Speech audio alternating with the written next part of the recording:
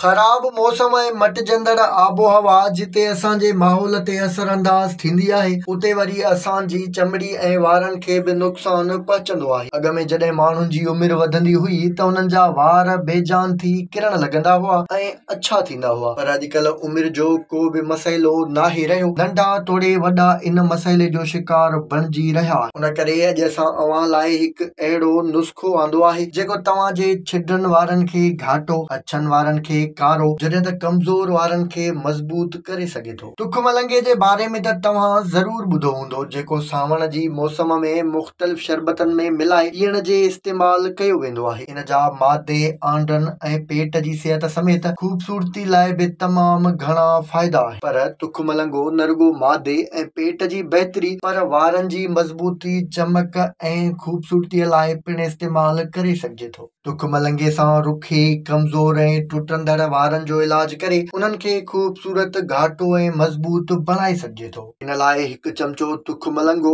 2 कोप पाणीअ में सॼी राति पुसाए रखो। सुबुह जो उथण सां उन पाणीअ ऐं तुख मलंगे खे ब्लेंडर में विझी सही नमूने पीहे वठो। उन खां पोइ उन पाणीअ जा 2 चमचा 4 चमचा ॾहीअ में मिलायो ऐं उन्हनि खे सही नमूने गॾाए वठो। उन खां पोइ उन में 2 चमचा लीमे जी रस विझी पेस्ट ठाहे वठो। हाणे इहा पेस्ट पंहिंजे वारनि ते मलियो ऐं 1 या 2 कलाक इहा वारनि में लॻल रहण ॾियो। आख़िर में वारनि खे सादे पाणी ऐं कंहिं सुठे शैम्पूअ सां साफ़ करे छॾियो। इहो अमल या नुस्ख़ो हफ़्ते में 2 खां 3 भेरा वरजायो, तव्हांजे वारनि जा सभु मसइला ख़तम थी वेंदा। तुख मलंगे जे इस्तेमाल सां किरंदड़ वारनि खे रोके सघिजे थो। ॾही बि वारनि जी मज़बूतीअ लाइ अहम किरदारु अदा कंदी आहे, जॾहिं त लीमे जो इस्तेमाल वारनि खे चमकंदड़ बणाईंदो आहे।